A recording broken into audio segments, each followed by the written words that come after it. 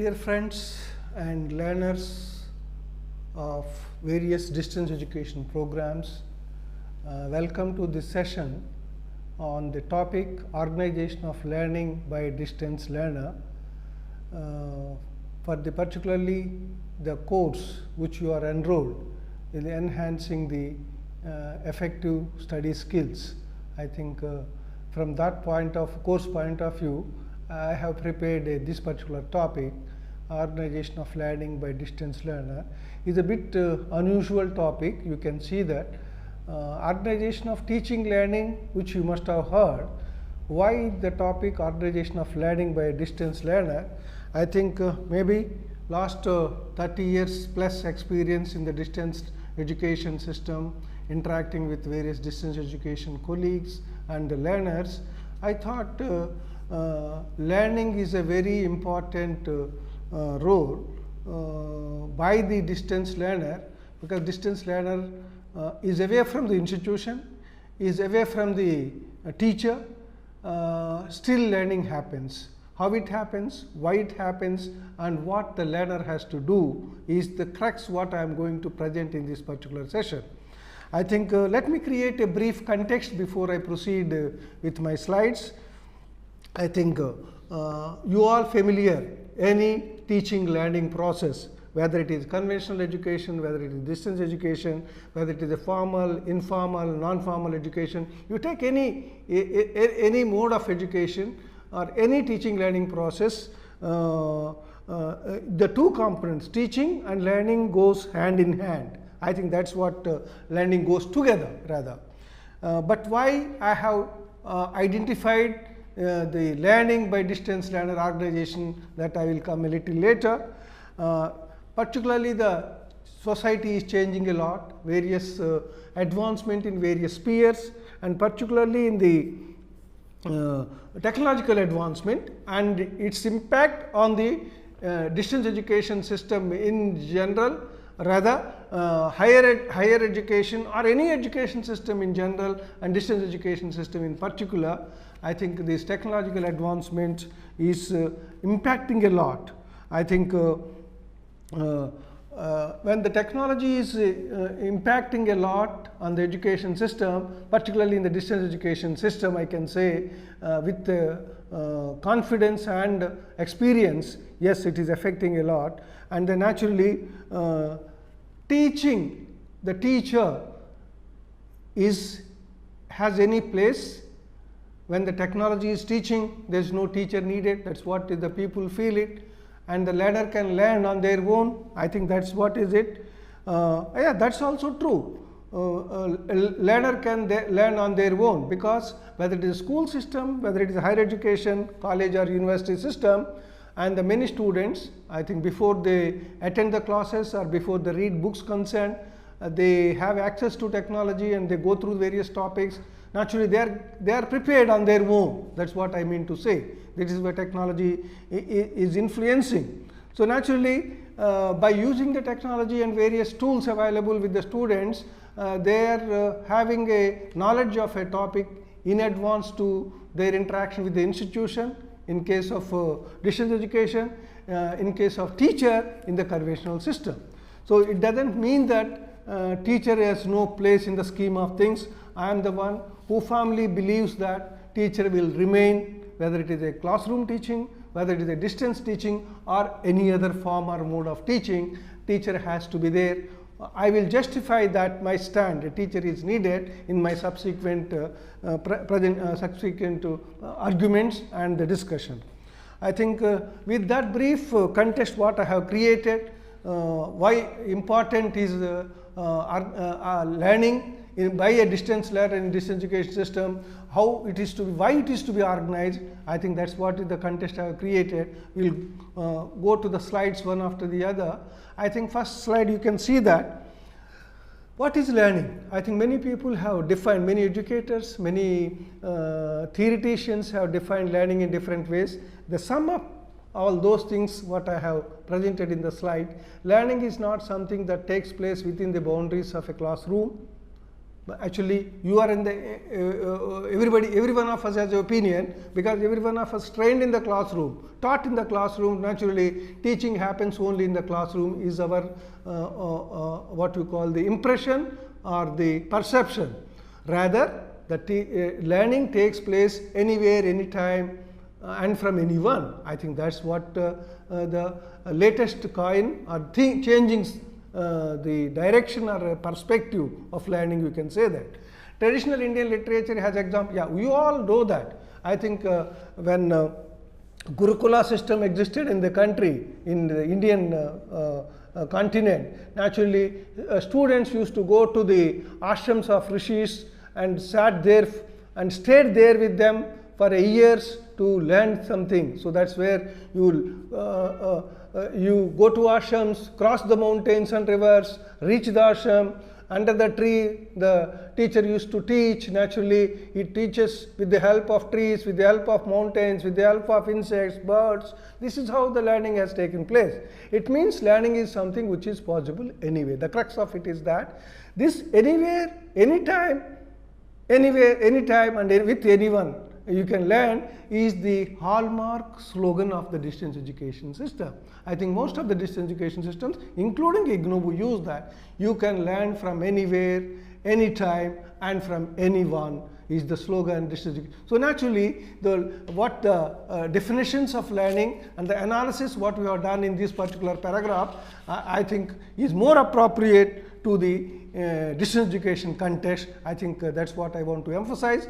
I think the crux of this thing is, we are under the impression that we sit in the classroom and within the four walls when the teacher teaches, learning takes place, is one, you can say, the old perspective. Things are changing. What the changes are taking place will go in the next slide.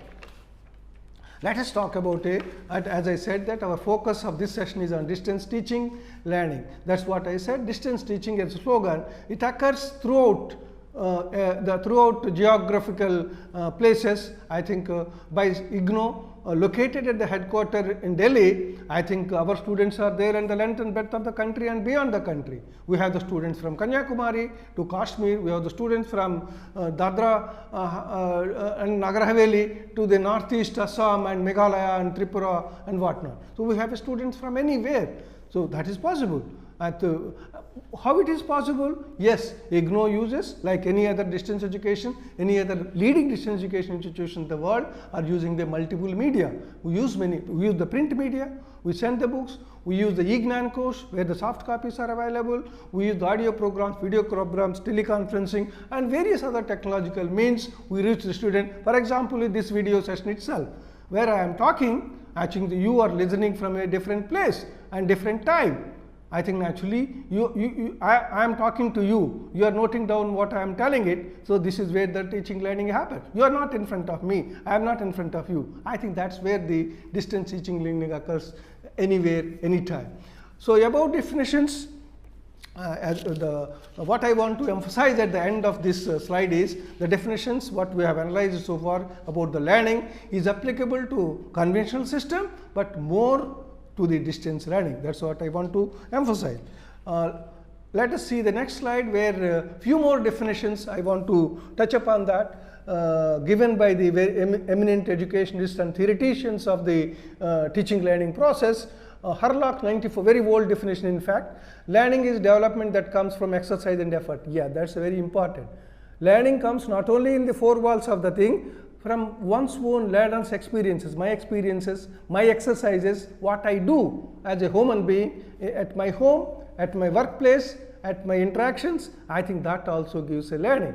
Through learning, children acquire competencies. I think that's what it is. What the competencies we can, suppose I am a son of a farmer. Naturally, my father used to do the farming, my father used to do the teaching. So naturally, I acquired the skill of a farming from my father, from my forefathers, and my father is a teacher. Naturally, what value systems he used to pass on to the students, I used to listen from that. Naturally, this is what you call the acquiring competencies in the children by hereditary resources, that is the Hurlock's definition talks about it. Then of course Hilgard and Atkinson 1979, learning may be defined as a relatively permanent change in the behavior. I think when the formally learning takes place, I think you all know that, I wrote something, I am telling about it.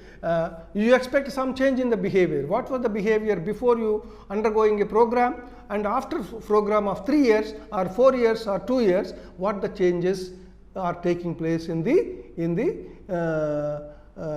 student. I think that's what is the change in behavior is seen as a learning that is taking place in the learning. I think next definition is Murphy 1968. The term learning covers every modification behavior to meet. Yeah, I think he has gone beyond.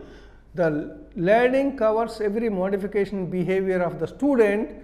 Why that learning? Because you are acquiring a new skill, you are acquiring a new knowledge to meet what? I think I am acquiring those skills and knowledge as a student to meet the environmental requirements, or maybe I want to geographical requirements, maybe I want to live in the society, maybe societal requirements. That's what you call the environmental requirements as such. Next definition is Woodworth 1945. Any activity can be called learning so far as it develops the individual. Actually, that's what everybody knows it. I think learning develops many new things in the student. Sometimes it may be good, sometimes it may be bad, and makes him alter the behavior and experiences different from what they would have otherwise have been. Actually, if you have not studied this program, what you would have been. After studying this program, what I am.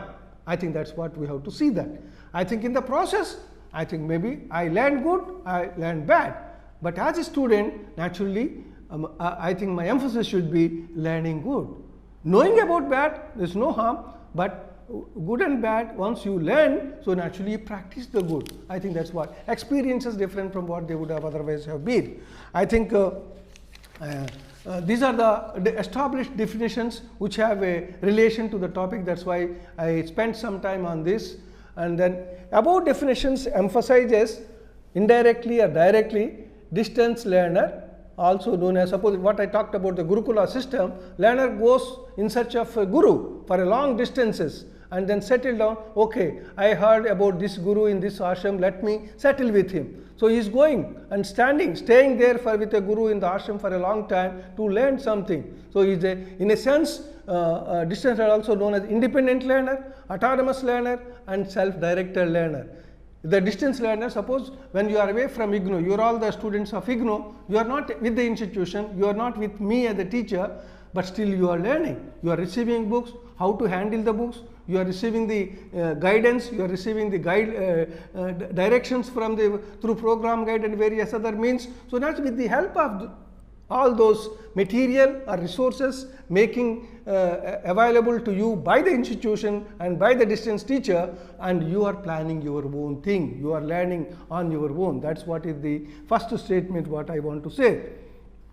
I think distance learning takes place through, I have already talked about it, we use the multiple media, print, audio, video, face-to-face counseling, etc. What I want to emphasize in that, suppose many students have the habit, what you call the study skill or study habits, you can say that when I listen from my teacher, I remember more. Many students have that type of skill, or what you call the attitude or the aptitude, you can say that. So some people grasp it fast, some students grasp it when they listen to the teacher. Some people, they don't have the patience or the attention span to listen more. They view the video program and remember and learn fast. This is how the various, and some people go through the print material, learn on their own, come back to the counseling sessions which takes place at the study center or learning centers, they interact with a counselor. This is how the learning takes place in the distance education content. It depends on what type of attitude you have and with what type of study habit. You as a learner have to identify your study habits. I learn when I listen more, when I learn when I view the video programs, I learn more when I read. So you have to assess yourself. That's what I am requesting you as a distance learner. Once you know your strengths, once you know your weaknesses, then you can plan or organize your learning. I think that's what is the crux of this session, is that you have to identify yourself. Naturally, suppose you say that I am good at reading. So some people they say that मैं ज़्यादा पढ़ नहीं सकता हूँ, ज़्यादा पढ़ने से मेरे को नींद आती है. That may be also true. Your distance material is almost 500 pages or 1000 pages. Naturally, when you don't have the reading habit, how can you read that? When you will read that? How you will grasp it? How you learn that? That's the problem. But that's where some people say that no, I am perfect in reading. I can read 1000 pages. I can read 500 pages. And then there are few doubts in the process of reading. You note down those doubts.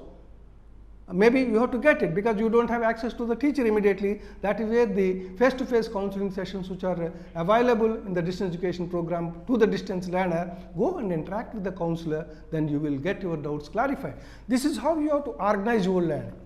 Suppose one more example I can give is, in the print material, you have the, as a teacher, while I am designing the programs, I have created the interactivity, I have created a dialogue. But you don't know that as a distance learner. What is that dialogue? I have given a small activity in the so and so unit which you are reading.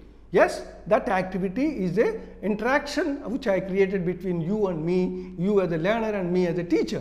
So you have to do that activity with a guidance, with the instructions given on that activity. Naturally, we both are interacting. One more example I can give is the self-assessment questions or exercises which we give after presenting a 2-3 pages. Yes, that exercises are the self-assessment questions. The moment after going through the 3-4 pages, you read that, you answer you have read the one particular section, and at the end of the section I have given one small question. If you understand what you read in the section 2 to 3 pages, you are in a better position to answer that question. If you answer that question, you yourself will analyze, you yourself will assess that, yes, I read it, I understand it, and I have attempted the question. That is how the organization of the learning from your end. I have given you 1 or 2 examples. Naturally, I think audio programs also will give a good amount of learning to you, and the video programs, particularly for the science-based programs where the students can view the video programs and then get the clarity on what they have already read in the units. This is how you have to organize. Distance learner has to organize all these to achieve. Why you have to do it? Suppose you can say that, sir, my print material padunga to examination de sakta hu. You can give. But if you want to have the optimal learning from this program, you want to achieve effective learning from the program, at the end of the program, after completing, if you go to the job market, you have cleared the program with a pass marks is a different thing. But in the job market, you have to face the job market, you have to have the comprehensive learning. You have to have in-depth learning. That's what we call optimal learning. To do that, organization of the various resources what we provide is provided by the distance education institution. You are the distance learner, you have to do that. Naturally, when it comes to the classroom scenario or setting, the teacher is there to teach you, the teacher is there to guide you, the teacher is there to assess your learning as well. I think that's the teacher centric what we call it. When it comes to the distance learner, distance learning institution is not with you where you have enrolled. Me as a teacher, I am not with you. You are on your own. That's what I said. You are independent, you are self-directed, you are autonomous learner. You are on your own. When you are on your own, your learning has to be organized in this manner what we are talking about so far, so that the effective learning takes place. I hope you got the clarity what I wanted to communicate. Let us see the next slide. Yeah. So by the discussion what we had so far, learning is not acquired by birth. Yes, I think by birth nobody is a learned man. I think if somebody says that I have learned by birth, I think that's not the correct statement as far as the teaching learning process is concerned. At least we cannot accept that. But it is the process of acquiring competence by using various resources.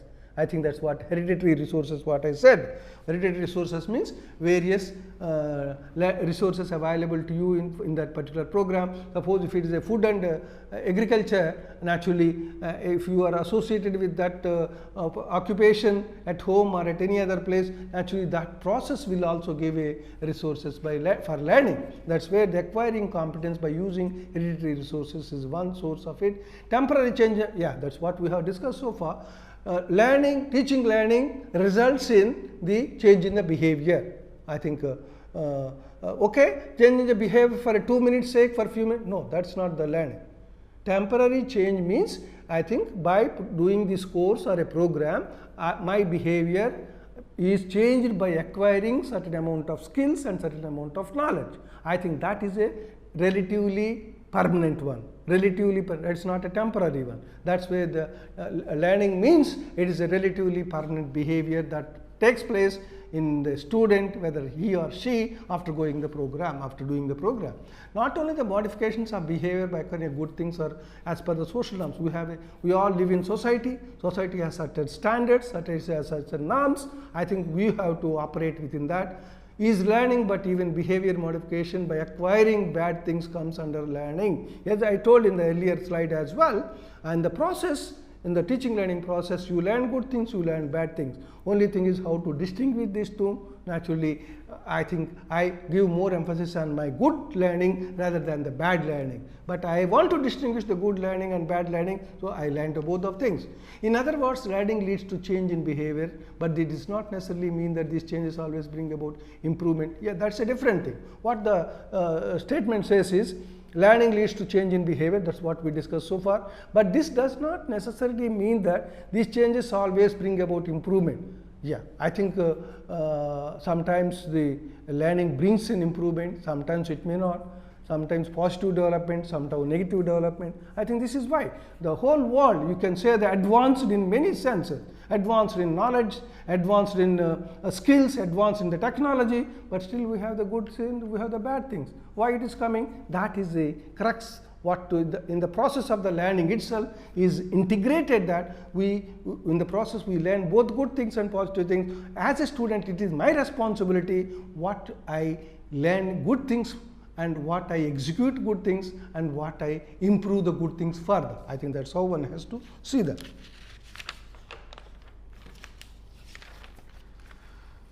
Yeah. I think in the process we have learnt how the learning in the context of classroom situation, in the context of distance learning, I focused a bit more. Let us jot down the few things. Learning is a process and not a product. Yes, I think you all know by now. Product matlab, this is a industry, soap producing industry produces a soap, so it is a product.